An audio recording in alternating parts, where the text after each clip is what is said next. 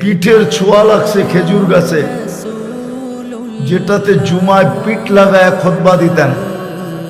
Member তখনও তৈরি হয় নাই। যেদিন মেম্বর তৈরি হয়েছেন, মেম্বরে পা রাখতে দেরি, খেজুর গাছ বাচ্চার মতো কাঁদতে দেরি করে নাই। শুধু আল্লাহ রসুল শোনেন না, পুরো মসজিদ শুনছে, কিন্তু খুঁজে পাইতেছিলেন না কাঁদে কে।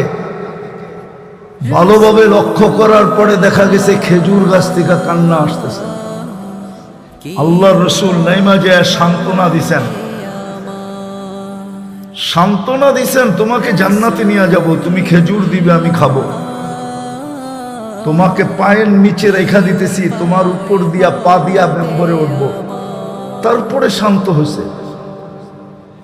যার পিঠের ছোঁয়া লাগলে এরকম হয়, হাতের ছোঁয়া লাগলে কিরকম হয়।